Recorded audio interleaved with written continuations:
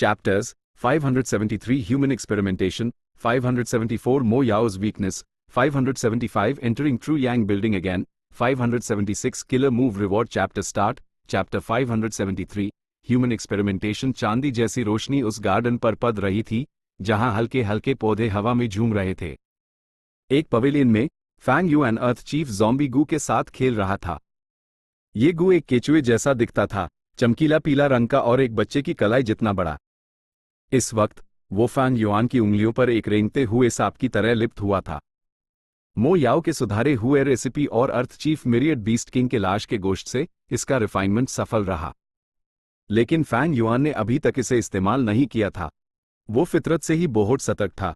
यह अर्थ chief zombie गू एक बदले हुए रेसिपी से रिफाइन किया गया था। अगर इसमें कोई गड़बड़ निकली तो वो क्या करेगा? हालांकि उसने मो याओ के विल के साथ एक समझौता कर लिया था।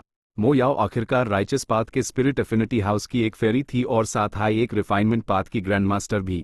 वो अपनी सुरक्षा को हल्के में नहीं ले सकता था। लेकिन ग्रैंड मास्टर्स सच में अपने नाम के लायक होते हैं।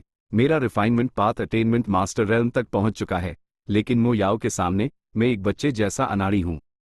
अर्थ चीफ ज़ॉम्बी गू को रिफाइन करने की प्रक्रिया को याद करते हुए फैंग युआन अभी भी प्रभावित था।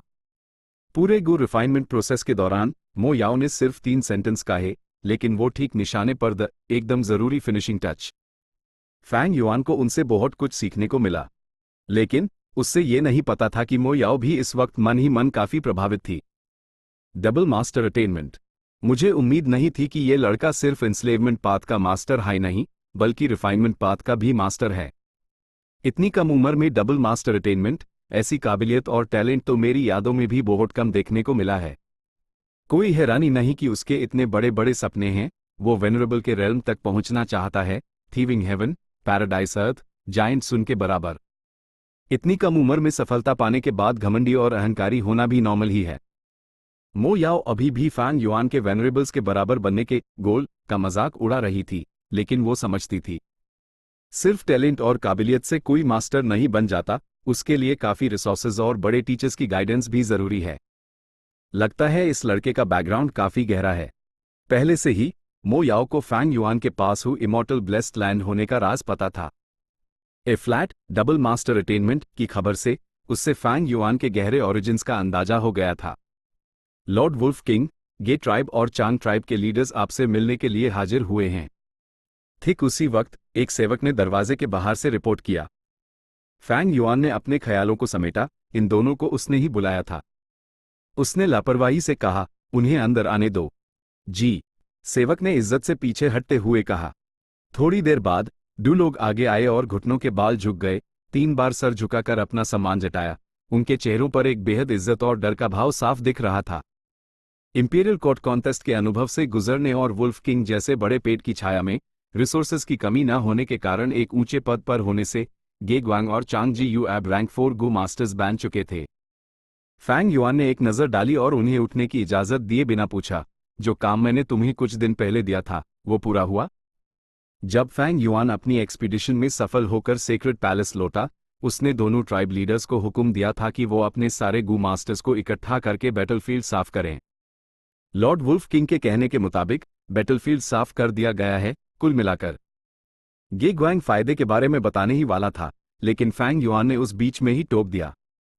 उससे इन सब लड़ाई के स्पॉइल्स में कोई दिलचस्पी नहीं थी। उसने पूछा, तुमने कितने गू मास्टर्स को गिरफ्तार किया? गे ग्वांग ने इस बार जवाब नहीं दिया, बल्कि अपनी उंगली से अपने पास खड़े चांग जीयू को इशारा किया। सब जानते थे कि चांग जीयू चांग शन यिन का अपना बेटा था, और जब से फैंग युआन ने चांग ट्राइब पर कब्जा किया था, उसने चांग जीयू को ट्राइब लीडर नियुक्त कर दिया था। गे ग्वांग चांग जीयू को फैंग युआन के सवाल का जवाब देने दे रहा था, इस रिश्ते को देखते हुए और चांग जीयू के प्रति अपनी शुभकामना व्यक्त करने के लिए। चांग जीयू ने एक सम्मानपूर्ण भाव से बोला। उसकी निगाहों में एक दीवानगी भरी श्रद्धा साफ दिख रही थी। लोगों के दिल लालच से भरे हैं, जिनकी कोई सीमा नहीं। लॉर्ड फादर के सार्वजनिक ऐलान के बावजूद अभी भी कई गू मास्टर्स चुपके से बैटलफील्ड में घुसकर जानवरों की लाशें या जंगली गू चुराने की कोशिश कर रहे थे। इन कुछ दिनों में मैंने और ट्राइब लीडर गे ग्वांग ने मिलकर अपनी ताकत लगाई और 180 से ज्यादा गू मास्टर्स को गिरफ्तार किया है, जो अभी जेल में बैंड हैं। लेकिन अभी भी कई चालक और धोखेबाज बदमाश थे जिन्होंने हमारी लापरवाही का फायदा उठाया और चुपके से घुसकर कुछ मुफ्त का माल बना लिया। मैंने कैदियों से पूछताछ की है और उनके बारे में काफी जानकारी हासिल कर ली है। बस फादर हुक्म दे, मैं इन सभी भागोड़ों को पकड़ने में कोई कसर नहीं छोड़ूंगा। हालांकि चांग जी उस जमीन पर घुटनों के बाल बैठा था। उसका ऊपर का शरीर एकदम सीधा था जब वो निडर आवाज में बोल रहा था। उसकी चील जैसी नाक, काली भौहें, चौड़ी पीठ और पतली कमर उससे एक हीरोइक ऑरा दे रही थी। फैंग युआन मुस्कुराया। उससे इन भागोड़ों को पकड़ने में कोई दिलचस्पी नहीं थी। बैटलफील्ड बहुत बड़ा है और वहां कोई दरवाजे या रुकावटें नहीं हैं। तुमने इतने सारे गू मास्टर्स को पकड़कर पहले ही बहुत अच्छा काम किया है। बाकी लोगों का क्या है, ये उनकी किस्मत है कि वो बच निकले। उनका पीछा करने की कोई जरूरत नहीं। तुम अब जा सकते हो और उन कैदियों को यहां ले आओ। जी, यह सबॉर्डिनेट, ये बच्चा आपके हुक्म का पालन करेगा। थोड़ी देर बाद दोनों लगभग 200 कैदियों को फैंग युआन के पास ले आए। फैंग युआन के हुक्म से इन गू मास्टर्स को बैंड करने के लिए एक बड़ा सा हॉल बनाया गया था। तुम लोग बाहर जाओ और दरवाजा बैंड कर दो, प्रवेश द्वार पर पहरा दो और किसी भी बहरी आदमी को 100 कदम के अंदर मत आने देना। अगर कुछ एक्सपर्ट्स आए तो मुझे पहले से सूचित करना। फैंग युआन ने सबको भेजे दिया। हॉल में अब सिर्फ वो और कैदी बचे थे। दरवाजा बैंड था और कोई लालटेन नहीं जलाई गई थी, इसलिए हॉल अंधेरे में डूब गया। इससे कैदियों के दिलों में बेचैनी और चिंता और बढ़ गई। लॉर्ड वुल्फ किंग, आप हमें पकड़कर क्या करना चाहते हैं? मैं एक ही ट्राइब्समैन हूं और रिश्ते की बात करें तो हे लूलैन मेरा बड़ा कजिन भाई है। कैदियों के बीच से एक नौजवान गू मास्टर चिल्लाया। फैंग युआन ने ठंडी हंसी हंसी और अपनी उंगलियों से चुटकी बजाकर एक गू को एक्टिवेट किया। TCH। एक हल्की सी आवाज आई और उस नौजवान गू मास्टर का सर तरबूज की तरह फट गया। उससे सफेद दिमाग का मादा बाहर निकल आया। एकदम से शोर मच गया क्योंकि सारे कैदी डर गए थे और घबराहट में आ गए थे। जल्द ही किसी ने पहल की और बाकी लोग भी उसके पीछे पीछे एक के बाद एक घुटनों के बाल झुकने लगे। लॉर्ड वुल्फ किंग, मैं मौत के लायक हूं। मुझे लॉर्ड के लड़ाई का माल चुराने नहीं जाना चाहिए था। मेरी जमीर अंधी हो गई थी। लॉर्ड, कृपया हमें माफ कर दें। लॉर्ड, रहम करें। फैंग युआन की खौफनाक रेप्यूटेशन थी और अब उसने बिना एक शब्द कहे ही आराम से कत्ल कर दिया था। इनमें से कोई भी गू मास्टर एक्सपर्ट नहीं था। ज्यादातर के पास रैंक 1 या रैंक 2 की कल्टिवेशन हाई थी। उनका बैकग्राउंड अच्छा नहीं था और वो 88 ट्रू यांग बिल्डिंग में प्रवेश नहीं कर पाए थे। फैंग युआन जैसे रैंक 5 पीक स्टेज एक्सपर्ट का सामना करना और विरोध करने की कोशिश करना सिर्फ मौत को दावत देना था, इसलिए वो सिर्फ माफी मांग सकते थे। शोर हो रहा है, फैंग युआन ने धीमी आवाज में कहा, लेकिन उसकी आवाज हॉल में गूंज रही थी। उसने लापरवाही से अपना हाथ हिलाया। उस आदमी को मार डाला जो सबसे ज्यादा दुखद आवाज में भीख मांग रहा था, भले ही वो काफी दूर खड़ा था। जो भी और शोर मचाने की हिम्मत करेगा, मैं न्यूज़ मार डालूंगा। फैंग युआन ने बेपरवाही से कहा। उसकी आवाज ऊंची नहीं थी लेकिन कैदियों के कानों में गूंज रही थी। पूरा हॉल डर के मारे एकदम शांत हो गया। सुई गिरने की आवाज भी सुनाई दे सकती थी। फैंग युआन को तभी तसल्ली हुई और उसने अपने दिमाग में मो याओ के विल से पूछा, अब मुझे एक्सपेरिमेंट कैसे करना चाहिए? मो याओ हंस पड़ी। ये आसान है, छोटे भाई को बस मेरे निर्देशों के अनुसार गू कीड़ों को अरेंज करना है। उसने सीधे फैंग युआन को छोटे भाई कहकर बुलाया, जिससे एक अपनेपन का एहसास हो रहा था। फैंग युआन मन हाई मन हंसा, लेकिन उसने कुछ कहा नहीं और मो याओ के निर्देशों का पालन किया। जब भी मो याओ सूचित करती, फैंग युआन एक गू कीड़ा भेजे कर जवाब देता। ये गू कीड़े 6 arm heavenly zombie king killer move बनाने वाले गू कीड़े थे। अर्थ चीफ ज़ॉम्बी गू, आसुरा ज़ॉम्बी गू, हेवनली डेमन ज़ॉम्बी गू और इसी तरह के दूसरे। कुछ को छत की तरफ फेंका गया और कुछ को कोनों में रखा गया। जैसे ही गू कीड़े हवा में एक आग बनाते हुए गुजरे, कैदियों की ईंट में रंगीन रोशनी की लकीरें दिखाई दी।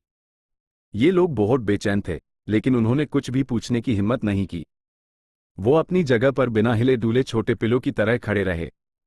जिन 2 कैदियों को फैंग युआन ने मारा था, उनकी बिना सर वाली लाशें अभी भी उनके आसपास पड़ी थी। कटी हुई गर्दानों से बहते खून से पूरे हॉल में खून की गंध धीरे धीरे फैल रही थी। इन गू कीड़ों को उनकी जगह पर अरेंज करने के बाद फैंग युआन ने मो याओ के निर्देशों के अनुसार उनमें प्राइमेवल एसेंस डालना शुरू कर दिया। प्राइमेवल एसेंस डालने का यह प्रोसेस काफी अजीब था। एक पाल, उससे दक्षिण पूर्व में एक गू कीड़ा चुनना पड़ता और अगले हाई पैल, वो उत्तर पश्चिम में होता और अचानक वो साइड के गू कीड़े होते। कभी मुख्य गू तो कभी सहायक गू कीड़े। यहां तक कि फैंग युआन भी हैरान था और मन ही मन अपनी सुरक्षा बढ़ा ली थी। जब सारे गू कीड़े एक्टिवेट हो गए, उनसे निकली रोशनी धीरे धीरे आपस में जुड़ने लगी और जल्द ही एक हल्के पीले रंग के लाइट हाउस का रूप ले लिया जिसने पूरे हॉल को सारे कैदियों सहित अपने अंदर समा लिया। ये फैंग युआन के विचार हिल गए और उसकी एड़ फैल गई। मो याओ के विल ने हल्के से मुस्कुराते हुए समझाया, ये एक गू हाउस है। फैंग युआन अनायास हाई बोल पड़ा, क्या इस 6 आर्म हेवनली ज़ॉम्बी किंग का सार एक गू हाउस है? मो याओ हंस पड़ी, बेवकूफ लड़के, क्या तुझे नहीं पता कि एक गू हाउस का असली रूप एक किलर मूव हाई होता है? 6 आर्म हेवनली ज़ॉम्बी किंग एक किलर मूव है, एक गू हाउस भी एक किलर मूव है, उनका सार एक ही है, इसलिए वो आपस में बदले जा सकते हैं। फैंग युआन की एड़ तेजी से चमकी जब उसने मो याओ के शब्दों का अनकही मतलब समझा। उसने तुरंत पूछा, तुम्हारे शब्दों से क्या सभी किलर मूव्स को गू हाउस में बदला जा सकता है? बिल्कुल, मो याओ ने बिना हिचकिचाए जवाब दिया, इंसान सभी जीवित प्राणियों की आत्मा है जबकि गू दुनिया का सार है, ग्रेट डाओ का वाहक। एक गू कीड़े में एक सहमता होती है। एक किलर मूव क्या है? ये अलग अलग गू कीड़ों का एक सम्मेलन है जो उनकी क्षमताओं को एक साथ जोड़ता है। ये एक सहमता की ताकत को बहुत ऊंचे स्टार तक बढ़ा सकता है या कई क्षमताएं पैदा कर सकता है जो अलग अलग पहलुओं को संभाल सकती हैं। मो याओ ने और नहीं समझाया, फैंग युआन इससे कुछ समझ पाता है या नहीं ये उसकी अपनी बात थी। फैंग युआन खामोश हो गया, उसके दिमाग में लगातार नए नए विचार आने लगे। मो याओ के शब्द एक कागज की खिड़की को फोड़ते हुए लग रहे थे, जिससे उसकी समझ एक बिल्कुल नए स्टार पर पहुंच गई। सही है, एक गू हाउस का सार एक ठोस किलर मूव है। मिसाल के तौर पर 88 ट्रू यांग बिल्डिंग की तुलना वाटर पवेलियन से की जा सकती है। पहला इंपीरियल कोर्ट को कवर करता है, नॉर्दर्न प्लेन्स को प्रभावित करता है, रिसोर्सेज लूटता है और इनहेरिटेंसेस रखता है। दूसरा छुपाया जा सकता है और उसमें रक्षा और स्टोरेज की सहमत है। यह फंक्शन सिर्फ एक गू कीड़े से नहीं मिलते, बल्कि गू मास्टर्स के इन गू कीड़ों को असेंबल करने का नतीजा है। दूसरे नजरिए से देखें तो एक गू हाउस एक किलर मूव का सिर्फ एक रूप है। जब 6 आर्म हेवनली ज़ॉम्बी किंग सिर्फ मुझ पर, एक व्यक्ति पर, असर कर सकता है, तो वो एक गू हाउस बनकर एक साथ कई लोगों पर असर क्यों नहीं कर सकता? इस विचार पर फैंग युआन ने आगे देखा। गू हाउस के अंदर अनगू मास्टर कैदियों के शरीरों में पहले ही बदलाव दिखने लगे थे। ये मुझे क्या हो रहा है? सभी डर से चिल्ला रहे थे जब उन्होंने अपनी त्वचा पर तेजी से सुनहरे स्केल्स यूजीटी हुए देखा। दर्द हो रहा है, दर्द हो रहा है, खुजली हो रही है, बहुत ज्यादा खुजली हो रही है, मैं सह नहीं सकता, मुझे मार दो।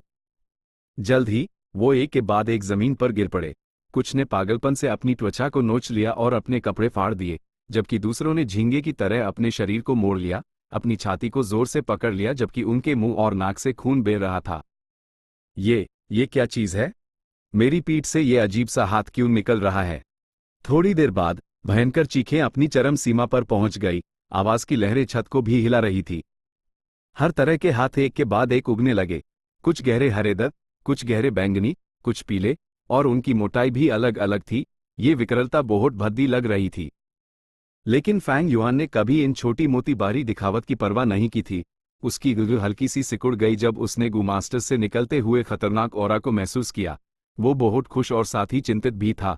मो याओ की किलर मूव्स की समझ बेहद गहरी है, लेकिन दूसरों के पास ऐसी समझ क्यों नहीं है?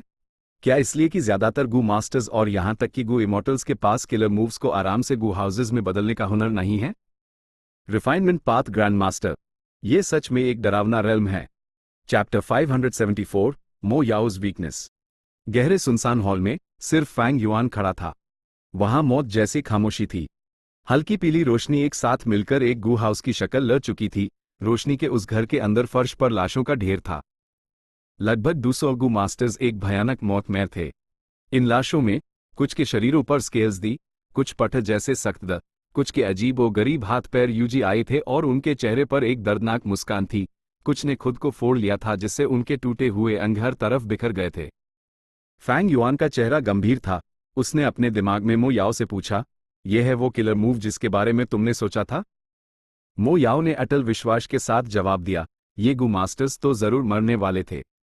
6 आर्म हेवनली ज़ॉम्बी किंग एक स्ट्रेंथ पाथ का किलर मूव है। इसके लिए शरीर पर बहुत ज्यादा जरूरतें होती हैं। ए फ्लैट जैसा लग रहा है, तुम्हारी स्ट्रेंथ पथ की फाउंडेशन के बावजूद ये इतना तेज मूव सहन नहीं कर सकता। फैंग युआन ने हल्के से हंसा, अपनी नाखुशी जाहिर करते हुए, यह है तुम्हारी सफाई? तुम्हें लगता है मैं समझ नहीं पाऊंगा? इस किलर मूव में इतनी सारी खामियां हैं। शुरुआत में 50 से 7 लोग मर गए, बीच में लगभग 100 मर गए, और आखिर तक हमारे पास सिर्फ 6 से 7 गू मास्टर्स बचे थे। कम से कम 17 खामियां हैं। ये मत भूलो कि हमारे बीच एक समझौता हुआ है। ही। मो याओ हंस पड़ी, उससे धमकी का कोई असर नहीं हुआ। उसने जवाब दिया, छोटे भाई, इतना गुस्सा मत हो। 6 आर्म हेवनली ज़ॉम्बी किंग अभी बस मोटा मोटा ही बना है। इसमें खामियों का होना नॉर्मल है। जैसे जैसे हम इसमें सुधार करते जाएंगे, ये आखिरकार हमारी उम्मीदों पर खरा उतरेगा। उसने फैंग युआन को जवाब देते हुए सोचा, ये लड़का आसान नहीं है। वो 17 खामियां पहचान गया। उसके रिफाइनमेंट मास्टर अटेनमेंट के साथ उससे ज़्यादा 11 ही मिलनी चाहिए थी। लगता है उसका स्ट्रेंथ पाथ अटेनमेंट भी मास्टर लेवल के किनारे पहुंच गया है। मो याओ को नहीं पता था कि फैंग युआन यहां दिमागी खेल खेल रहा था। मैं सिर्फ 7 खामियां देख पाया। मैंने जानबूझकर 10 और जोड़ दी ताकि उससे परख सकूं। लगता है इस किलर मूव की खामियां 17 से भी ज्यादा हैं। फैंग युआन ने अपने दिमाग में आकलन किया। मो याओ उसके अटेनमेंट के लेवल को परख रही थी, लेकिन फैंग युआन भी उसकी नींव को टटोल रहा था। 6 आर्म हेवनली ज़ॉम्बी किंग खामियों से भरा था। एक्सपेरिमेंट के लिए इस्तेमाल किए गए सभी गू मास्टर्स मर चुके थे, लेकिन फैंग युआन चिंतित होने के बजाय खुश था। लॉजिक के हिसाब से मो याओ के पास रिफाइनमेंट ग्रैंड मास्टर अटेनमेंट है। भले ही ये एक मोटा मोटा बनाया गया किलर मूव हो, इसमें इतनी सारी खामियां नहीं हो सकती। लेकिन जबकि मो याओ सच में एक रिफाइनमेंट ग्रैंड मास्टर है, ये तो सिर्फ उसके विल का एक हिस्सा है जो उसने पीछे छोड़ा था। फैंग युआन का समझौता असली था, लेकिन उसने मो याओ के विल से छुटकारा पाने के अपने लक्ष्य को कभी नहीं छोड़ा था। अपने इस जांच पड़ताल से उसने मो याओ के विल की एक कमजोरी का पता लगा लिया था। हालांकि मेन विजडम पाथ से ज्यादा परिचित नहीं हूं, मैंने एक बड़ी दौलत खर्च की है और ट्रेजर येलो हेवन से बहुत सी महंगी जानकारी खरीदी है। वो अनमोल ज्ञान है। विजडम पाथ ज्ञान के रास्ते को खोजता है। इसको 3 हिस्सों में बांटा गया है, सोच, मर्जी यानी विल, और जज्बात यानी इमोशन। सोच नींव है। जब एक इंसान सोचता है, विचार पैदा होते हैं। जब कई विचार इकट्ठे होते हैं तो विल बनती है। जब कई विल्स आपस में उलझ जाती हैं तो इमोशंस बनते हैं। सोच घास फूस की तरह है, आसानी से बनाई या नाश्त की जा सकती है। विल हमेशा बदलती रहती है, लोहे की तरह मजबूत, खाली की तरह या आग की तरह प्रचंड हो सकती है। और इमोशंस की बात करें तो वो पानी की तरह हैं, पतले होने पर एक छोटी सी धारा, लेकिन आसानी से काटी या तर्क से चलाई नहीं जा सकती। जब गहरी होती है तो वो समुद्र की तरह होंगी, जिनका खुद पर बहुत बड़ा कंट्रोल और शक्ति होती है। इन तीनों में से इमोशन से छुटकारा पाना सबसे मुश्किल है, जबकि सोच को सबसे आसानी से नाश्त और पैदा किया जा सकता है। मुझे खुश होना चाहिए कि मेरे दिमाग में अभी जो है वो मो याओ का विल है, मो याओ के इमोशंस नहीं। जब एक इंसान सोचता है, विचार पैदा होते हैं। जब विचार टकराते हैं तो वो या तो नाश्त हो जाते हैं या मिल जाते हैं। अंतिम विचार सोचने से प्राप्त परिणाम होगा। तो फिर एक इंसान के विल के एक हिस्से का क्या? ही। फैंग युआन ने इस शानदार बात के बारे में सोचा और अपने दिल में लगातार हंसा। विल सिर्फ इधर उधर बिखरे हुए विचारों को इकट्ठा करने से नहीं बनती, लेकिन विल सचमुच अनंत विचारों का जोड़ है। जब एक विल किसी सवाल के बारे में सोचती है तो वो अपने ही विचारों का इस्तेमाल करके नए विचार बनाती है और जोड़ती है, जिससे उनके सोचने के परिणाम मिलते हैं। मो याओ एक रिफाइनमेंट ग्रैंड मास्टर है। उसके विल को भी उसकी ग्रैंड मास्टर अटेनमेंट विरासत में मिली है, लेकिन 6 आर्म हेवनली ज़ॉम्बी किंग के बारे में सोचते हुए जो खामियां बनी, वो उसकी सीमित क्षमताओं के कारण नहीं थी, बल्कि इसलिए क्योंकि वो ज्यादा गहराई से सोचने की हिम्मत नहीं कर रही थी, क्योंकि उससे अपनी सुरक्षा की चिंता करनी थी। फ्लैट तक फैंग युआन ने मो याओ की कमजोरी का पता लगा लिया था। एक जीवित व्यक्ति अगर लगातार चीजों के बारे में सोचता रहे तो उसके शरीर में कमजोरी महसूस होगी, तो एक साधारण विल की क्या बात है। एक विल जितना ज्यादा सोचेगी, उतनी ही ज्यादा उससे नुकसान होगा और वो उतनी ही कमजोर होती जाएगी। अगर मो याओ जिंदा होती तो उसके विल का खर्च उसके मुख्य शरीर से पूरा हो जाता, लेकिन अब मो याओ मर चुकी थी। उसका विल वाटर पवेलियन के अंदर क्यों सो रहा था, सिर्फ तभी जागा जब फैंग युआन अंदर आया? इसलिए क्योंकि उसका विल हर समय जागता नहीं रह सकता था। जागने पर इंसान बहुत सोचता है। वो जितना ज्यादा सोचेगी, उसका विल उतना ही कमजोर होगा और उतनी ही जल्दी नाश्त हो जाएगा। 88 ट्रू यांग बिल्डिंग को देखो, ये शानदार रैंक 8 इमॉर्टल गू हाउस, जिसमें जायंट सन इमॉर्टल वेनरेबल का विल है। जायंट सन इमॉर्टल वेनरेबल जैसे शक्तिशाली व्यक्ति के लिए भी जो विल उसने पीछे छोड़ा था, वो भी सो रहा था। चाहे वो जायंट सुन का विल हो या मो याओ का विल, उनके पास पावर का कोई सोर्स नहीं था। उन्हें रिप्लेनिश नहीं किया जा सकता था और समय के साथ सिर्फ कमजोर हो सकते थे। जबकि मेरा विजडम पाथ अटेनमेंट कम है, मेरे पास सबसे बड़ा फायदा यह है कि मैं जिंदा हूं। इस पॉइंट पर मैं मो याओ के विल से मुकाबला नहीं कर सकता, लेकिन जब तक मेरे पास इससे टालने के लिए काफी समय है, मैं जरूर जीतूंगा। इस पॉइंट तक सोचने के बाद फैंग युआन ने इस विचारधारा को रोक दिया। आखिरकार मो याओ का विल उसके दिमाग के अंदर था। ज्यादा देर तक सोचना ज्यादा विचार पैदा करेगा। हालांकि वो उन्हें छुपाने के लिए स्पेस थॉट गू का इस्तेमाल कर सकता था, इसकी कोई गारंटी नहीं थी कि मो याओ इसका कोई तोड़ नहीं ढूंढ लेगी। साई बड़े से हॉल में फैंग युआन की आवाज सुनाई दी। मो याओ एक बहुत बड़ा बोझ थी। फैंग युआन को सोचते समय हमेशा सतर्क रहना पड़ता था। शुरू में इंपीरियल कोर्ट ब्लेस्ड लैंड में घुसना और इमोर्टल गू लैंडस्केप एज बिफोर लेना हाई उसके लिए काफी मुश्किल था। इतने सारे विचार करने पड़ रहे थे, ऊपर से अब एक इतना बड़ा दुश्मन उसके दिमाग के अंदर छिपा हुआ था। फैंग युआन को खतरे से बहुत सावधान रहना पड़ता था। जब भी वो किसी समस्या के बारे में सोचता, उससे अपने इरादों को छुपाने के लिए कुछ बेमतलब के विचार मिलाने पड़ते थे। इस तरह की सोच पहले आसानी से हो जाती थी अगर उसका दिल शांत होता, लेकिन अब फैंग युआन को लगा कि ये बहुत थका देने वाला है। उससे एक तेज मानसिक थकान महसूस हुई। मो याओ के विल ने ये आवाज सुनी और फैंग युआन को गलत समझ लिया। सांत्वना देते हुए कहा, ही, छोटे भाई, तुम इतने छोटे हो, लेकिन पहले से ही इतने मेहनती हो। तुम आग क्यों भर रहे हो? मैंने किलर मूव को रिवाइज कर दिया है। तुम्हें 6 गू कीड़े बदलने होंगे और 3 और जोड़ने होंगे। ओ! फैंग युआन की भौहें उठ गई। उसने बिना किसी भाव के कहा, मैं सुन रहा हूं। मो याओ ने यूज डिटेल्स बताई। फैंग युआन के पास हु इमोर्टल ब्लेस्ड लैंड था। ट्रेजर येलो हेवन से जुड़ना और कुछ मोर्टल गू एक्सचेंज करना कोई समस्या नहीं थी। साथ ही फैंग युआन ने गे ग्वांग और चांग जियो को चुपके से पकड़े गए गू मास्टर्स को हॉल में लाने का निर्देश दिया। 3 दिन बाद मानव प्रयोग का एक और दौर शुरू हुआ। प्रयोग का नतीजा पहले से बेहतर था, लेकिन अभी भी खामियां थी। मो याओ ने नतीजे का सारांश निकला और एक और सुधारा हुआ सुझाव दिया। फैंग युआन ने वैसा ही किया। उसने कई दौर के बाद भी कोई अधीरता नहीं दिखाई। वो साफ जानता था, मो याओ के विल के पास रिफाइनमेंट ग्रैंड मास्टर अटेनमेंट था, लेकिन वो जितना ज्यादा सोचेगी उतनी ही कमजोर होती जाएगी। प्रयोगों के दौर इसलिए ताकि वो टेस्ट सब्जेक्ट्स का इस्तेमाल करके अपने विचारों पर पड़ने वाले दबाव को कम कर सके। लेकिन इसके बावजूद मो याओ के विल को खुद हाई रिवीजन के बारे में सोचना पड़ रहा था। जब वो इस बारे में सोचेगी, विचार उत्पन्न होंगे। वो जितना ज्यादा ऐसा करेगी, उसका विल उतना ही कमजोर होगा। फैंग युआन उससे चौंकाना नहीं चाहता था। वो एक लंबी लड़ाई के लिए तैयार था। आधे महीने बाद 15वें प्रयोग के दौरान हॉल में लाशें हर तरफ बिखरी हुई थी। फैंग युआन ने 6 आर्म हेवनली ज़ॉम्बी किंग के लिए इस्तेमाल किए गए दर्जनों गू कीड़ों को रखा, आसपास देखा और संतुष्टि से सर हिलाया। टेस्ट सब्जेक्ट्स का कल्टिवेशन लेवल कम था। वो 6 आर्म हेवनली ज़ॉम्बी किंग जैसे शक्तिशाली किलर मूव को सह नहीं सकते थे। उनका मरना तय था। लेकिन वो कैसे मारे और मरने के बाद उनके साथ क्या हुआ, ये जरूरी बात थी। अभी इन लाशों में से कुछ ज़ॉम्बीज में बदल गए थे। कुछ के पीले स्केल्स दी, कुछ के पीठ पर 6 हाथ द, कुछ के तेज नुकीले स्केल्स दी, कुछ के मोटे हाथ द जिन पर फूली हुई मांसपेशियां थी, कुछ के हाथों पर काले रंग के पंजे द जो उनके तेज नाखूनों से बने थे।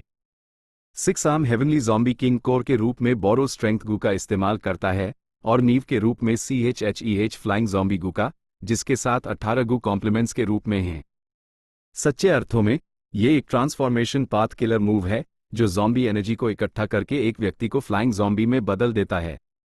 इस तरह गू मास्टर का शरीर 10 गुना से भी ज्यादा मजबूत हो जाता है और वो और भी ज्यादा ताकत संभाल सकता है।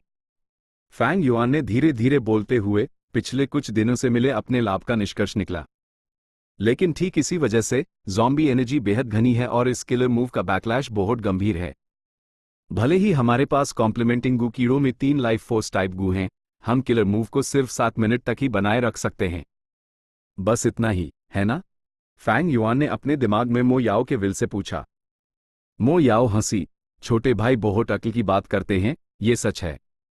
बोरो स्ट्रेंथ गू का इस्तेमाल करके स्वर्ग और पृथ्वी में प्राकृतिक घटनाओं की शक्ति उधार लेना, लेकिन एक रैंक 5 स्ट्रेंथ पाथ एक्सपर्ट भी इसे आराम से इस्तेमाल नहीं कर सकता। इसलिए मैंने सोचा कि एक ज़ॉम्बी बॉडी का इस्तेमाल किया जाए, क्योंकि एक ज़ॉम्बी बॉडी की ताकत जीवित मांस से ज्यादा होती है। इसमें बहुत अच्छी रिजेनरेटिव क्षमताएं होती हैं और ये बोरो स्ट्रेंथ गू को बहुत अच्छे से कॉम्प्लीमेंट करती है। लेकिन गू मास्टर्स जिंदा हैं, जबकि ज़ॉम्बी एनर्जी मृतकों की शक्ति है। तुम जितनी देर 6 arm heavenly zombie king transformation को बनाए रखोगे, तुम्हारे शरीर में यूटीएनआई हाई ज्यादा ज़ॉम्बी एनर्जी होगी, और जब ये तुम्हारी जीवन शक्ति को खा जाएगी तो तुम पूरी तरह से एक ज़ॉम्बी में बदल जाओगे, वापस नहीं बदल पाओगे। यही इस किलर मूव का बैकलैश है। साई, जीवन शक्ति और मृत्यु ऊर्जा, ये एक दूसरे से बिल्कुल अलग हैं और जानी दुश्मनों की तरह हैं। जीवन और मृत्यु का संयोजन भी एक पुराना सवाल है, ये मेरी क्षमताओं से बाहर है। किलर मूव में 3 लाइफ फोर्स बढ़ाने वाले गू कीड़े रखना मेरी सीमा थी। अगर हम इनमें से ज्यादा गू रखेंगे तो यह ज़ॉम्बी एनर्जी में बढ़ा डालेगा और किलर मूव की शक्ति कम हो जाएगी या शायद पूरी तरह से खत्म हो जाएगी। अगर हम इन्हें बहुत कम इस्तेमाल करेंगे तो तुम इस ट्रांसफॉर्मेशन का इस्तेमाल करने का समय कम हो जाएगा और ये एक अव्यवहारिक मूव बन जाएगा। फैंग युआन ने यह सुना और सतह पर सर हिलाया, अपनी सहमति व्यक्त की, लेकिन वो अपने दिल में हंस रहा था। मो याओ के ये शब्द टॉपिक बदलने का एक संदिग्ध प्रयास थे। जीवन और मृत्यु का संयोजन सचमुच एक पुराना सवाल था। कभी ऐसा मामला नहीं हुआ था जिसमें एक व्यक्ति एक ही समय में जिंदा और मुर्दा हो, दोनों एक साथ अस्तित्व में नहीं रह सकते। लेकिन मो याओ एक रिफाइनमेंट ग्रैंड मास्टर थी, क्या वो किसी और किलर मूव के बारे में नहीं सोच सकती थी? उससे 6 आर्म हेवनली ज़ॉम्बी किंग का इस्तेमाल क्यों करना पड़ा? इसलिए क्योंकि इससे उसके सोचने का बोझ बहुत कम हो सकता था, क्योंकि फैंग युआन ने killer move 4 arm wind king का बेस प्रदान किया था, उससे बस इसमें सुधार करना था। फैंग युआन लगभग निश्चित था, उसके ग्रैंडमास्टर अटेनमेंट के साथ मो याओ आसानी से शुरू कर सकती थी और एक बिल्कुल नए किलर मूव के बारे में सोच सकती थी। मो याओ एक वेरिएंट ह्यूमन है, वो एक इनकमान है। एक अलग जाति की होने के नाते उसका नजरिया जरूर अलग होगा। इन दिनों हमने 1000 गू मास्टर्स तक प्रयोग के लिए इस्तेमाल किए। वो एक राइचस पथ की व्यक्ति है, स्पिरिट अफिनिटी हाउस की फेरी है, लेकिन वो किनारे से ठंडे दिमाग से देखती रही। उसका प्रेमी महान स्वॉर्ड इमॉर्टल बो किंग है, लगता है उसके प्रेम में शक्तिशाली के प्रति आकर्षित होने का तत्व भी था। बो किंग वो सूडो इमॉर्टल वेनरेबल था जिसने अपनी तलवार से 5 रीजन्स को बांट दिया था। उसके मुकाबले फैंग युआन सिर्फ एक मोर्टल था। मो याओ के दिल में क्या वो अन टेस्ट सब्जेक्ट्स के बराबर था जो मर गए थे? इसलिए इस दुनिया में इंसान को सिर्फ खुद पर ही निर्भर रहना चाहिए। सिर्फ तुम खुद ही सबसे विश्वसनीय व्यक्ति हो। फैंग युआन ने अपने दिल में हंसा, लेकिन उसने इस बात को उजागर नहीं किया। उसने मो याओ से पूछा, तो क्या killer move 6 arm heavenly zombie king पूरा हो गया है? मो याओ ने अपना सर हिलाया, अभी नहीं, हमने सिर्फ लो रैंक गू मास्टर्स पर प्रयोग किया है। हमें अभी भी हाई रैंक गू मास्टर्स की जरूरत है। बेहतर होगा कि रैंक 5 हो। अगर वो एक स्ट्रेंथ पाथ रैंक 5 हो तो वो सबसे अच्छा होगा। Rank 5 strength path? Fang Yuan ने माथा सिकोड़ा, खुद के अलावा वो किसी को नहीं जानता था जो इस शर्त को पूरा करता हो। फैंग युआन ने अपना सर हिलाया, उसने इस मामले को एक तरफ रखने का फैसला किया। कोई जल्दी नहीं, मैंने इंक ट्रांसफॉर्मेशन के लिए सामग्री पहले ही प्राप्त कर ली है। फ्लैट समय आ गया है कि 88 ट्रू यांग बिल्डिंग को फिर से एक्सप्लोर किया जाए। चैप्टर 575 एंटरिंग ट्रू यांग बिल्डिंग अगेन। फैंग युआन एक बार फिर सेंट्रल कंट्रोल रूम में दाखिल हुआ। जैसा कि नाम से ही साफ था, सेंट्रल कंट्रोल रूम 88 ट्रू यांग बिल्डिंग का सबसे जरूरी कंट्रोल सेंटर था। ये गुप्त कमरा गोल था और उसकी दीवारें सितारों की रोशनी से टिमटिमा रही थी। बीच में एक सफेद जड़े का गोल टेबल था। गोल टेबल पर पूरे इंपीरियल कोर्ट ब्लेस्ड लैंड का एक बेहतरीन मॉडल रखा हुआ था, बिल्कुल एक मिलिट्री सैंड टेबल की तरह। इसमें न सिर्फ पहाड़ और नदियां और बीच में सैक्रेड पलस दिखाए गए थे, बल्कि ब्लेस्ड लैंड के छोटे छोटे टावर्स भी साफ साफ नजर आ रहे थे। वे एक बार फिर लौट आए। फैंग युआन के दिमाग में मो याओ के विल ने गहरी भावनाओं के साथ आ भरी। फैंग युआन ने यूज नजरअंदाज किया और सफेद जड़े के गोल टेबल की तरफ देखा। उसने पहले गेस्ट टोकन का इस्तेमाल करके 88 ट्रू यांग बिल्डिंग में प्रवेश किया था, फिर हाई ग्रेड एवैल्यूएशन के साथ पास हुआ जिससे यूज ट्रेजर रूम में जाने की इजाजत मिली। फिर उसने गेस्ट हॉल स्टेल को रिफाइन किया और ग्लास ओनर टोकन ढूंढ निकला, जिसका इस्तेमाल करके वो सेंट्रल कंट्रोल रूम में दाखिल हुआ। लेकिन दी क्यू इनहेरिटेंस की वजह से उसने 88 ट्रू यांग बिल्डिंग के अपने प्लान्स को कुछ समय के लिए रोकने का फैसला किया और आखिर में कैलेमिटी बेकनिंग गू को रिफाइन किया। कुल मिलाकर दी क्यू इनहेरिटेंस ने फैंग युआन को फायदा और नुकसान दोनों पहुंचाया। फैंग युआन एक इमॉर्टल गू हासिल करने में सफल रहा, लेकिन उसकी सहमता काफी अनोखी थी, जिसमें वो दूसरों को फायदा पहुंचाने के लिए खुद को नुकसान पहुंचता था। और फिर मो याओ का विल था जो उसके दिमाग में घुस गया था। फैंग युआन उससे छुटकारा नहीं पा सकता था और इस वजह से यूएस पर अंदरूनी दबाव बहुत ज्यादा था।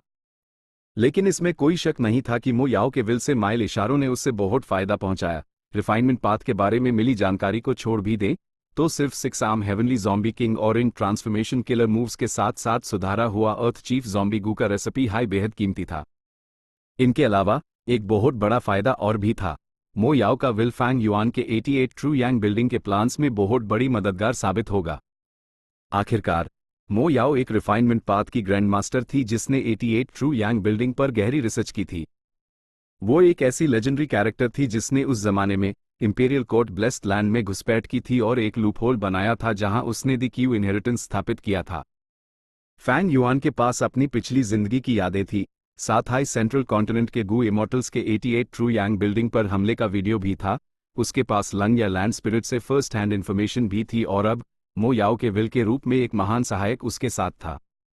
इसलिए वो इस ट्रिप के लिए पूरी तरह से आत्मविश्वासी था। लेकिन थोड़ी देर बाद उसकी निगाहें रुक गई और उसने हैरानी से एक आह भरी। उससे साफ याद था कि गोल टेबल पर रखा सैंड टेबल एक चिपचिपे काले तरल पदार्थ की परत से ढका हुआ था और वो काला तरल एक भंवर में बदल गया था जो फिर धीरे धीरे सैंड टेबल के एक छेद में घुस रहा था। ये छेद दी क्यू इनहेरिटेंस के स्थान के अलावा और कुछ नहीं था।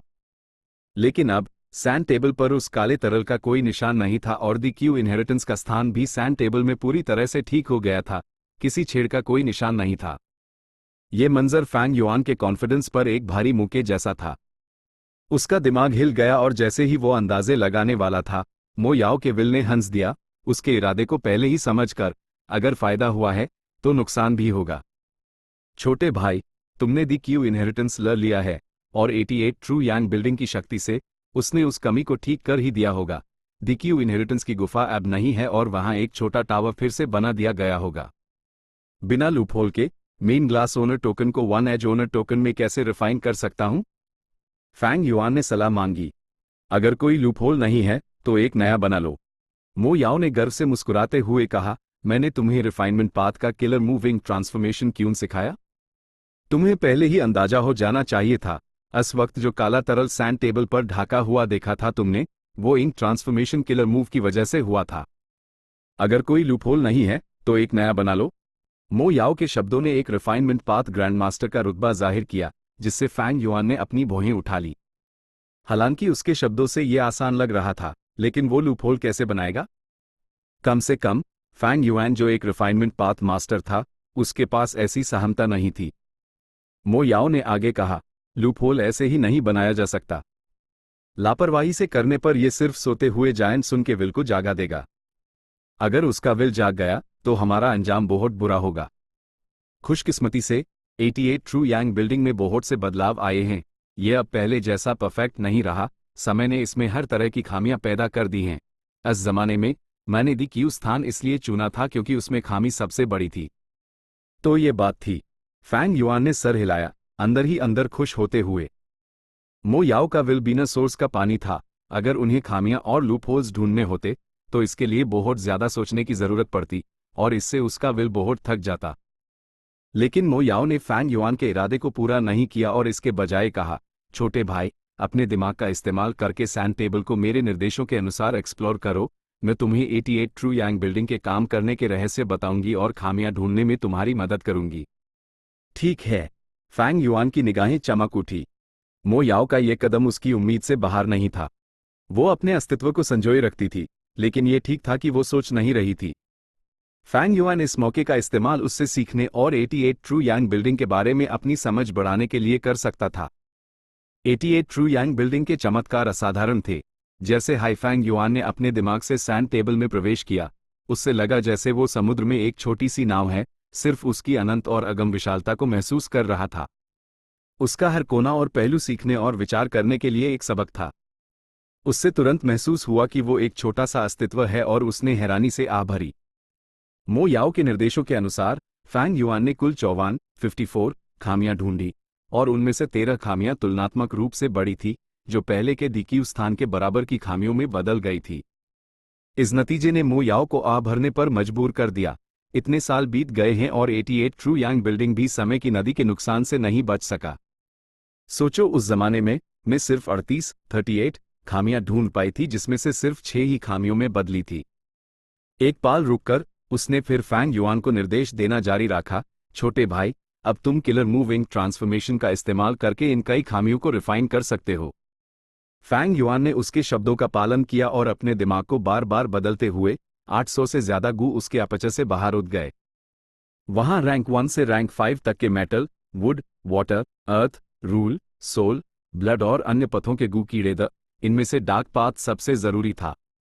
हालांकि वो सभी मोर्टल गु लेकिन उनमें से 10 या 12 गु कीड़े ऐसे जो कुछ मिडीवल एंटिक्विटी एरा में ही विलुप्त हो चुके थे और कुछ तो रिमोट एंटिक्विटी एरा तक के थे। इसलिए वो बेहद दुर्लभ थे और पांचों रीजन से पूरी तरह विलुप्त हो चुके सिर्फ कुछ गु इमॉर्टल्स के पास ही उनके कलेक्शन में थे। फैंग युआन को इन गु कीड़ों के लिए एक अच्छी खासी रकम खर्च करनी पड़ी, कम से कम DEDH immortal essence stones.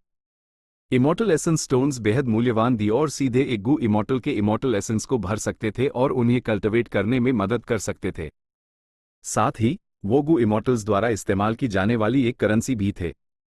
Fang yuan की पिछली जिंदगी में अपने चरम पर होने के दौरान भी वो सिर्फ 7 से थोड़े ज्यादा इमॉर्टल एसेंस स्टोन्स हाई जमा कर पाया था। इस जिंदगी में उसने खतरा मोल लेकर मुनाफा कमाया था और जब से वो इमॉर्टल ब्लेस्ड लैंड हासिल किया था उसकी सबसे ज्यादा बचत 12 इमॉर्टल एसेंस स्टोन्स थी। ए फ्लैट उसके पास सिर्फ 2 इमॉर्टल एसेंस स्टोन्स बचे थे। वो इसके बारे में कुछ नहीं कर सकता था। बहुत सारे क्षेत्रों में इमॉर्टल एसेंस स्टोन्स की जरूरत थी। भेड़िया समूह खरीदना, विजडम पाथ पर जानकारी इकट्ठा करना, गु कीड़े खरीदना और इसी तरह सब में इमॉर्टल एसेंस स्टोन्स की जरूरत थी। लगभग 1000 गु कीड़े हवा में उड़ने लगे, एक हल्की बूंदाबांदी की तरह। फैंग युआन ने अपना पूरा ध्यान इन गु कीड़ों को कमांड करने और अरेंज करने में लगा दिया और जब सही समय आया उसने धीरे से चिल्लाया, इंक ट्रांसफॉर्मेशन। गु कीड़े एक काले बादल में बदल गए और बादल से बारिश गिरने लगी और सैंड टेबल से टकराकर पिटर पैटर की आवाज करने लगी, स्याही जैसे तरल की बूंदों में बदलते हुए। स्याही की बूंदें धीरे धीरे जुड़ने लगी और पूरे सैंड टेबल को ढक लिया।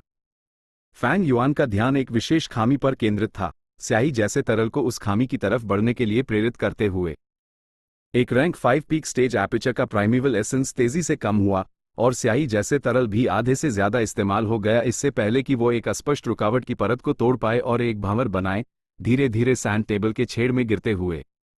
इस दृश्य पर मो याओ ने कहा, अपना ग्लास ओनर टोकन अंदर फेंको। फैंग युआन ने वैसा ही किया और ग्लास ओनर टोकन को अंदर फेंक दिया। ग्लास ओनर टोकन स्याही के भंवर में डूब गया और कोई निशान नहीं बचा। स्याही का तरल भी और तेजी से इस्तेमाल होने लगा।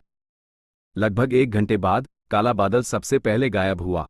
4 घंटे बाद स्याही का तरल पूरी तरह से गायब हो गया और एक बिल्कुल नया ओनर टोकन धीरे धीरे छेड़ से बाहर उठ गया। फैंग युआन ने उस ओनर टोकन को पकड़ लिया जिसने अपनी शक्ल बदल ली थी। पिछली सतह के किनारे पर एक सिंह की तरह एक तेज नुकीला हिस्सा उभार आया था। 1 एज ओनर टोकन सचमुच इसके नाम पर फिट बैठता है, फैंग युआन ने बड़बड़ाया। 88 ट्रू यांग बिल्डिंग में जब जायंट सन इमॉर्टल वेनरेबल का कोई वंशज एक फ्लो पार कर लेता है तो owner token 1 age owner token में एडवांस हो जाता है और एक फ्लो पर कंट्रोल हासिल कर लेता है। साथ ही वो वंशज ट्रेजर रूम में प्रवेश कर सकता है और अंदर से एक खजाना ले सकता है बिना एक्सचेंज की जरूरत के। अगर वंशज 10 फ्लो पार कर सकता है तो owner token 10 ages owner token बैन जाएगा, जिससे वंशज ट्रेजर रूम से एक जायंट सन इनहेरिटेंस प्राप्त कर सकता है। मो याओ ने परिचय दिया। जायंट सन इनहेरिटेंस? फैंग युआन का दिल जोश से धड़क उठा। मो याओ ने आगे कहा, सही है, जायंट सन इमॉर्टल वेनरेबल ने अपने वंशजों के लिए इंतजाम किए थे, इंपीरियल कोर्ट कॉन्टेस्ट के नियम बनाए थे, 88 ट्रू यांग बिल्डिंग स्थापित की थी और उसमें 88 इनहेरिटेंसेस छोड़े थे। एक इमॉर्टल वेनरेबल का इनहेरिटेंस नेचुरली कोई छोटी बात नहीं है, लेकिन इतिहास में इंपीरियल कोर्ट के विजेता जो 10 फ्लो पार कर पाए वो बेहद कम थे। जब नी जिंदा थी टैब 88 में से अभी भी 53 इनहेरिटेंसेस बचे हुए मुझे नहीं पता अब कितने बचे हैं। ही इसकी बात करें तो मुझे भी तुम्हारी किस्मत से जलन हो रही है। हमने कुल 13 खामियां ढूंढी हैं। इंक ट्रांसफॉर्मेशन के बाद हर खामी ओनर टोकन को एक एज आगे बढ़ा सकती है। अगर तुम उन सब का इस्तेमाल कर पाओ तो तुम्हें एक 13 एजेस ओनर टोकन मिलेगा और तुम पूरी तरह से एक जायंट सन इनहेरिटेंस ले सकते हो। साई, ये पहले जैसा नहीं है जब सिर्फ 6 खामियां थी। जब फैंग युआन ने यह सुना तो उसके जोशीले दिल पर जैसे एक बाल्टी ठंडा पानी डाल दिया गया हो। उसने कड़वाहट से हंसा, सभी खामियों का इस्तेमाल? मैं आपसे क्या छुपाऊं, मेरे पास अब सिर्फ 2 इमॉर्टल एसेंस स्टोन्स बचे हैं, मैं सिर्फ एक और इंक ट्रांसफॉर्मेशन किलर मूव का खर्चा उठा सकता हूं। ओ, ऐसी बात है? मो याओ की निगाहें चमकी। जब फैंग युआन उससे परख रहा था, वो भी फैंग युआन को परख रही थी।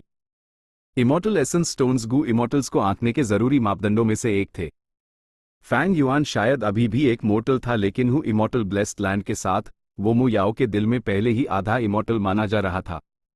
तो इस लड़के के पास सिर्फ 2 इमॉर्टल एसेंस स्टोन्स हैं? ये सच बोल रहा है या झूठ? ये सच ही होना चाहिए। जायंट सुन के इनहेरिटेंस का लालच आम लोग नहीं टाल सकते। वो एक रिफाइनमेंट पाथ मास्टर है। वो नेचुरली जानता है कि वो जितनी ज्यादा खामियां रिफाइन करेगा और उसका ओनर टोकन जितना ऊंचा ग्रेड का होगा, उसके 88 ट्रू यांग बिल्डिंग के प्लान्स के लिए उतना ही सुविधाजनक होगा। सबसे जरूरी बात यह है कि मैं उसके दिमाग में छिपी हूं, उसके लिए मुझसे छुपकर उन्हें रिफाइन करना असंभव होगा। अब वो अपने पीछे की ताकतों से मदद मांगेगा। HMPH, ये बच्चा बहुत गहरा छुपा रुस्तम है। उससे उस समय अपना बैकग्राउंड जाहिर करना पड़ेगा और मुझे एक दो चीजें पता चल जाएंगी।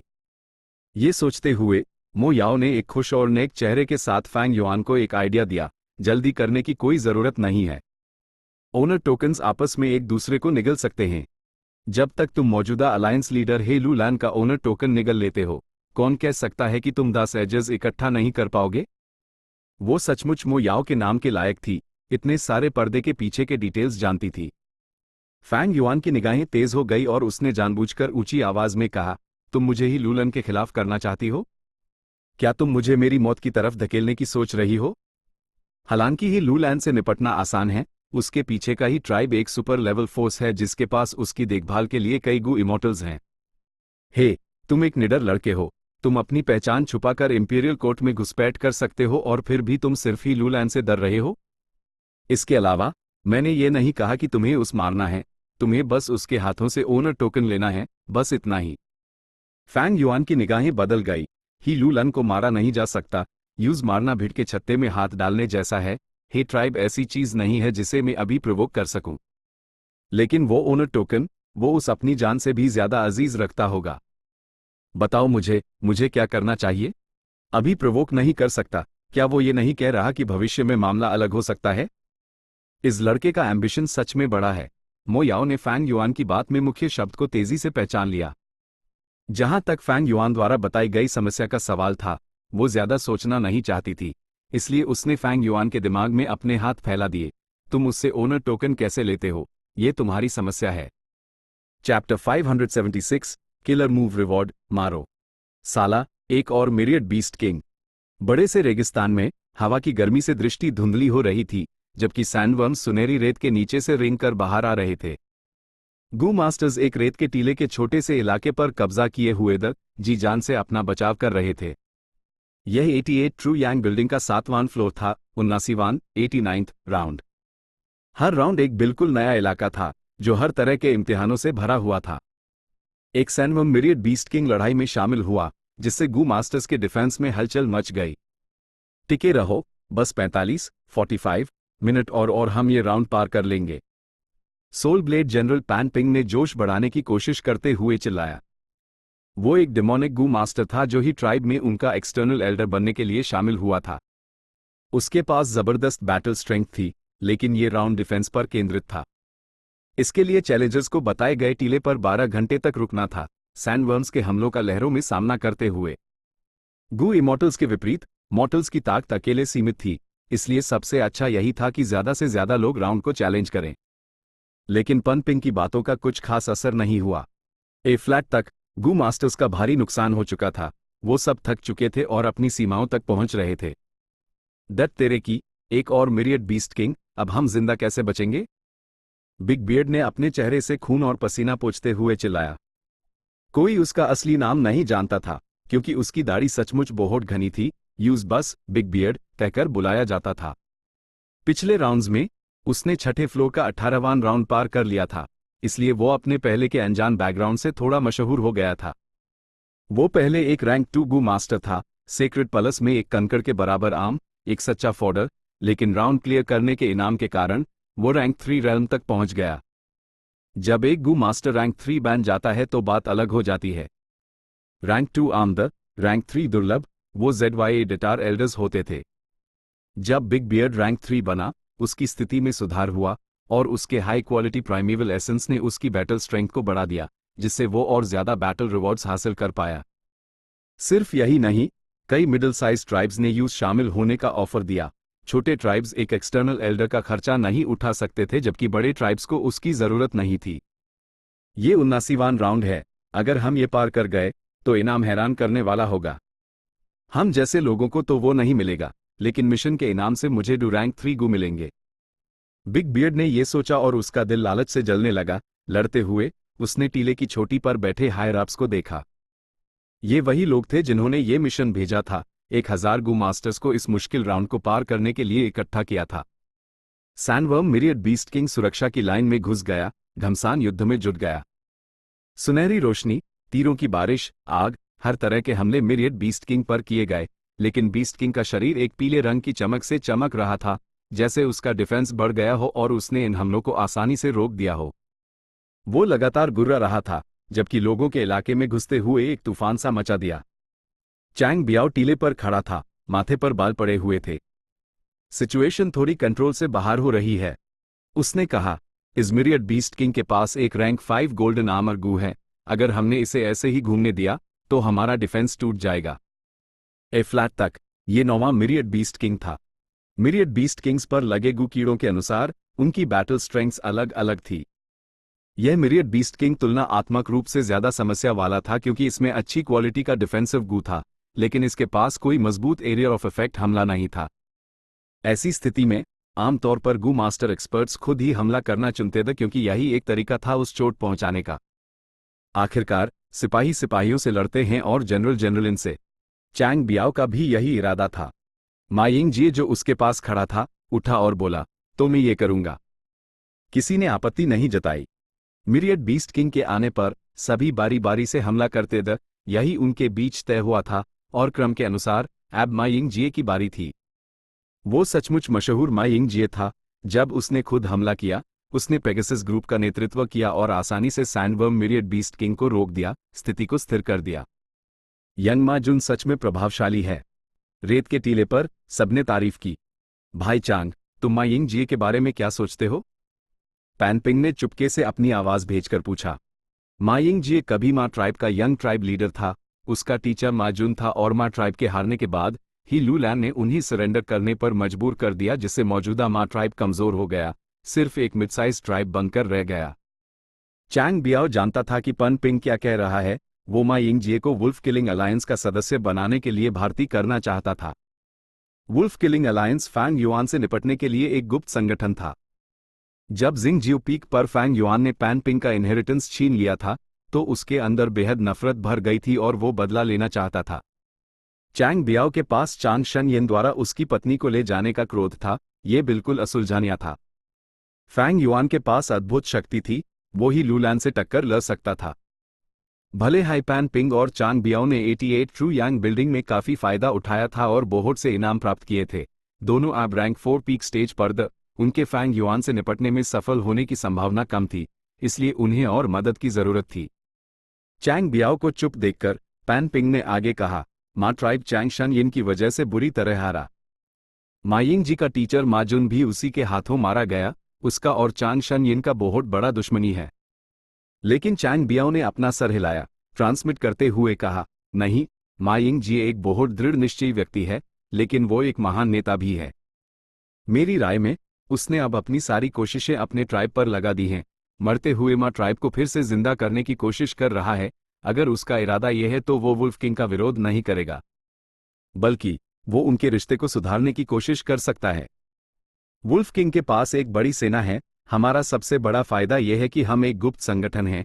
हम लापरवाही से लोगों को भारती नहीं कर सकते, नहीं तो हम खुद हाई एक्सपोज हो जाएंगे। पैन पिंग हार मानने को तैयार नहीं था। उसने आगे जोर दिया, भाई चांग, हम जैसे हाई अचीवर्स इतना क्यों चिंता करते हैं? चांग शन येन एक बदमाश है। उसके पास अपनी रक्षा के लिए मिरियड भेड़िए हैं। भविष्य में जब हम लड़ेंगे, हमारी ताकत भेड़िया समूह से कम हो सकती है। इस आदमी के स्ट्रेंथ पथ में ऊंचे अटेनमेंट को मत भूलो। मा यिंगजिए एक घोड़ा समूह को कंट्रोल करता है। यूज एब लिटिल मा जुन कहा जाता है। उसके पास एक एंस्लेवमेंट मास्टर बनने का टैलेंट है। हमें भेड़िया समूह से निपटने के लिए ऐसे एक्सपर्ट्स की जरूरत है। चैंग बियाओ ने पैन पिंग को एक नजर देखा। नाखुश महसूस करते हुए। पैन पिंग एक डेमोनिक गू मास्टर था, यूज सोल ब्लेड जनरल कहा जाता था। वो बिना किसी रोक टोक के काम करता था और हिम्मती और क्रूर था। चैंग बियाओ की नज़र में ये बेवकूफ़ी और जल्दबाजी थी, वो जिंदगी में कुछ हासिल नहीं कर सकता था। असल में पैन पिंग भी नाखुश था। उससे लगता था कि चैंग बियाओ बहुत ज्यादा बंदिशों में रहता है, वो बहुत चिंता करता था और एक सच्चा हीरो नहीं था। ये उनके व्यक्तित्व का अंतर था। चैंग बियाओ सहन करने में अच्छा था। उस समय जब चांग शन यिन के खिलाफ साजिश रची, उसने अपने मकसद को हासिल करने के लिए दूसरे व्यक्ति का इस्तेमाल किया। वो अपनी रेपुटेशन से भी प्यार करता था।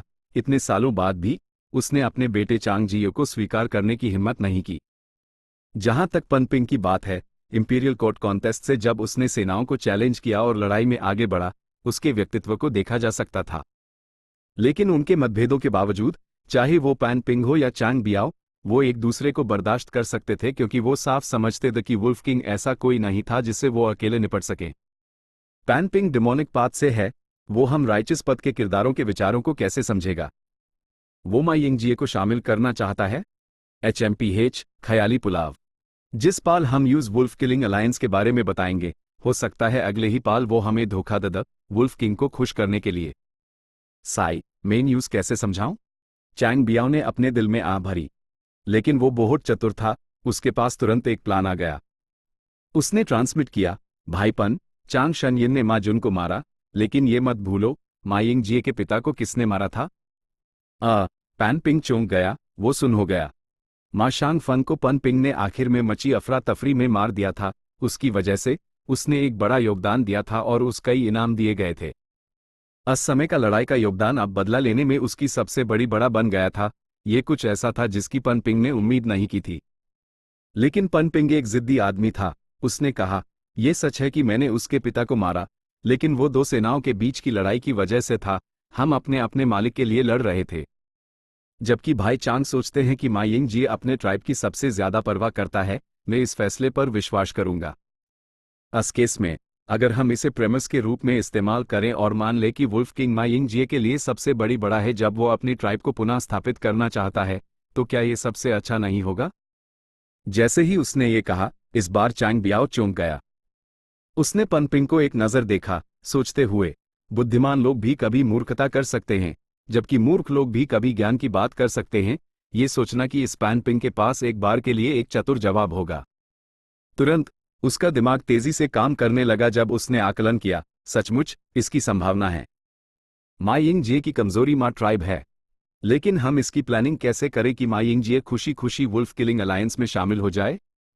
चैंग बियाओ ने यह सोचा और उसे एक आइडिया आया। एक छोटी सी डिटेल याद आई जो उसने पहले सुनी थी।